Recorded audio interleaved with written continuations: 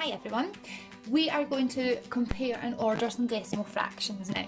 So the really good thing about maths, and what I love about it, is that they never try to trick you. You always follow the same pattern. 1, 2, 3, 4, 10, 20, 30, 40, 100, 200, 300. Same with tenths and hundredths. It's still going to be 0.1, 0.2, 0.3, 0.4, etc. all the way up. Except normally when we get to 9, we go into 10, or if we get to 29, we go to 30. We're bridging that next one. When it comes to decimals, rather than going 0.910, we go 0.91 because we come to the whole number. Then we would go 1.1, 1.2, 1.3, all the way up to 1.9, we would then go to 2. So it just follows the same pattern. Rather than it being, whole numbers, it's just 10 times smaller. That's what a tenth is. A tenth is 10 times smaller than a whole number. So I've got some different numbers here, and I've just quickly done it on my paper, so I'm hoping you can see.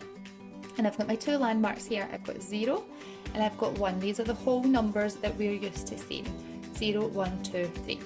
Now, as I said, tenths are when a whole number's been split into 10, so they're 10 times smaller than a whole number. So I've got these numbers here. I've got 0.2, 0.5, 0.9 and 0.7, but they're not in order, so we're going to order them. Now use your landmarks to help you. Might not all fit in, hopefully they will. So we're literally looking at the whole number first. These are all 0, which must mean they fall in between 0 and 1. None of them have got a 1 there, okay? So then you look at your tenth. I'll bring that side down. Look at your tenth. Which is the smallest tenth that you've got there? 0.2. So it's going to go 0.2. So 0. On our heads and say 0.1. Then we'll get 0.2. Now normally it would be 0.3, 0.4. What would come next? 0.5. Then what would come after that? 0.6, which we don't have. So it can be 0.7. Then it would be 0.8 again, but we don't have that, so we can fit in our 0.9, and then we go to 1. Now, it's not fitting in very well, but you can get the general idea. Okay. If we've got bigger numbers, so I've got a whole range of different numbers here again, but they've all got tenths, but we'll get different whole numbers. So I'm going to use my whole numbers as my landmark. So I've got 2 as a whole number, and I've got 3 as a whole number. As I said before, have a look at the whole number, because that is going to really help you figure out whereabouts it's going to fall.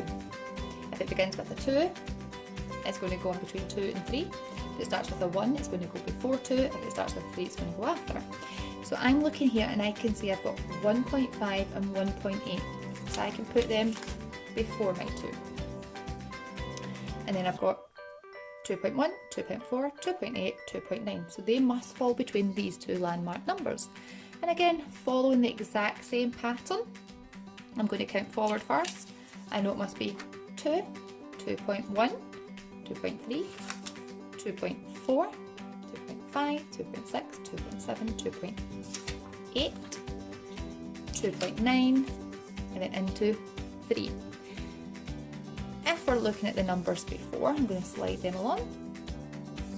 We've got 1.8 and 1.5. What order would they come in? Well, we know that 5 normally comes before 8, so it would follow the exact same rule. 5 tenths is going to be smaller than 8 tenths. So if we were to count that, counting the things in our head as well, we've got 1.5, we'll do 1.6, 1.7, 1.8, 1.9, 2. So that's just a different way that you can order numbers without having all of the tenths there as well. Now sometimes we might have to use these signs. We've got less than, equals to, and greater than. We know, let's have 1.5 there, and we've got 0.2, 1.5 and 2 tenths. Is that equal? Is it equivalent? Which just means that they're the same on both sides? They're not. One's bigger than the other. And of course, This has got no whole numbers, so 1.5 must be bigger. So 1.5 is greater than 0.2. Same if I had 0.7 and 1.8.